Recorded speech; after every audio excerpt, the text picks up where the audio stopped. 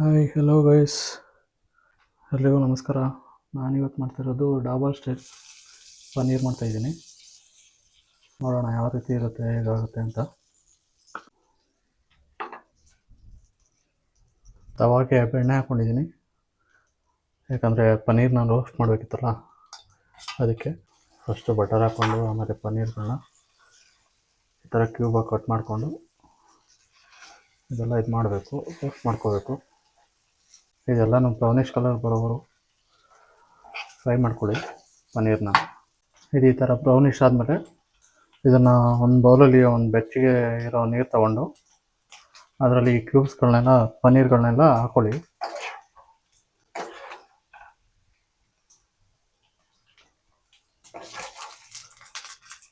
ಈ ಥರ ಒಂದು ಬೌಲ್ಗೆ ಬೆಚ್ಚಗಿರೋ ನೀರು ಹಾಕ್ಕೊಂಡು ಅದರಲ್ಲಿ ಪನ್ನೀರ್ ಕ್ಯೂಬ್ಸ್ಗಳನ್ನ ಈ ಥರ ಇಡಿ. ಈಗ ಇದಕ್ಕೆ ನಾವು ತರಕಾರಿಗಳನ್ನ ಇಟ್ಕೊಂಡಿದ್ದೀವಿ. ತರಕಾರಿ ಅಂದರೆ ಈರುಳ್ಳಿ, ಬೆಳ್ಳುಳ್ಳಿ, ಶುಂಠಿ, ಹಸಿಮೆಣಸಿನ್ಕಾಯಿ ಹಾಕಿ ಹುರ್ಕೋಬೇಕು.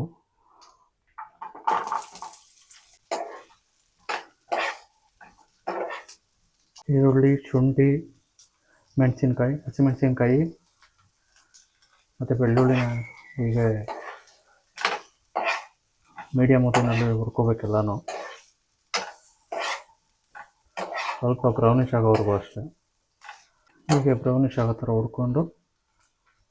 ಹುರ್ಕೊಂಡು ಮಿಕ್ಸಿ ಜಾರ್ಗೆ ಹಾಕೋಬೇಕು.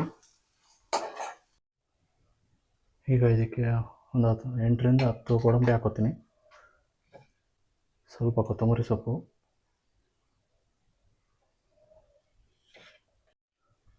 ಹಾಗೆ ಸ್ವಲ್ಪ ಹಾಲು ಹಾಕ್ಕೊಳ್ತೀನಿ. ಹಾಗೆ ಇದಕ್ಕೆ ಸ್ವಲ್ಪ ನೀರು ಹಾಕ್ಕೊತೀನಿ, ಸ್ವಲ್ಪ ಆದರೂ ಸಾಕು, ಜಾಸ್ತಿ ಇದು ಮಾಡ್ಕೊಬೇಡಿ. ಈ ಥರ ರುಬ್ಕೊಂಡ್ರೆ ಸಾಕು. ಈಗ ಇದಕ್ಕೆ 2ರಿಂದ 3 ಸ್ಪೂನ್ ಆಯಿಲ್ ಹಾಕ್ಕೊಳ್ಳಿ.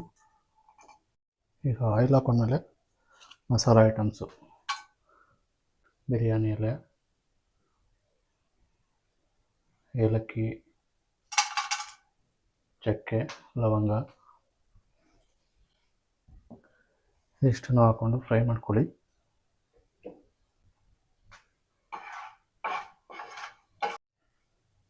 ಇದು ಫ್ರೈ ಆದಮೇಲೆ ನಾವು ಮಿಕ್ಸಿಲಿ ಆಡಿಸ್ಕೊಂಡಿದ್ದೀವಲ್ಲ ಮಸಾಲೆನ, ಅದನ್ನು ಹಾಕ್ಕೋಬೇಕು.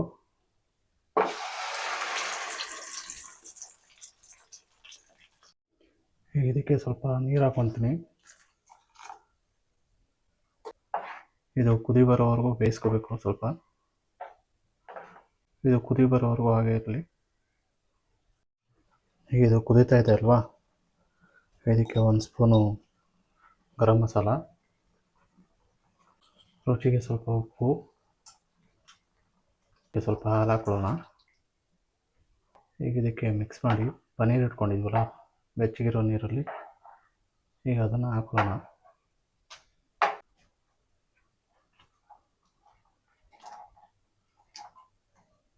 ನೀರೆಲ್ಲ ಸೋಸ್ಬಿಟ್ಟು ಪನ್ನೀರನ್ನ ಹಾಕಿದ್ದೀನಿ.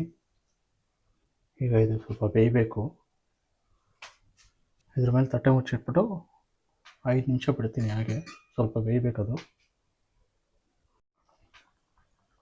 ಈಗ ನೋಡಿ ಯಾವ ಥರ ಪನ್ನೀರ್ ಚೆನ್ನಾಗಿ ರೆಡಿಯಾಗಿದೆ, ಗಮ್ ಅಂತ ಇದೆ. ಈಗ ನೋಡಿ ಡಾಬರ್ ಸ್ಟೈಲ್ ಪನ್ನೀರ್ ರೆಡಿ. ಇದನ್ನು ದೋಸೆ, ಪರೋಟ, ಚಪಾತಿ,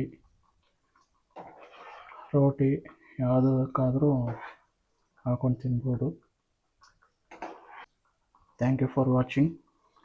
ಹಾಗೆ ನಮ್ಮ ಚಾನಲ್ನ ಯಾರ್ಯಾರು ನೋಡ್ತಾ ಇರೋ ಹೊಸಬ್ರು ಸಬ್ಸ್ಕ್ರೈಬ್ ಮಾಡ್ಕೊಳ್ಳಿ, ಹೀಗೆ ಸಪೋರ್ಟ್ ಮಾಡ್ತಾಯಿರಿ.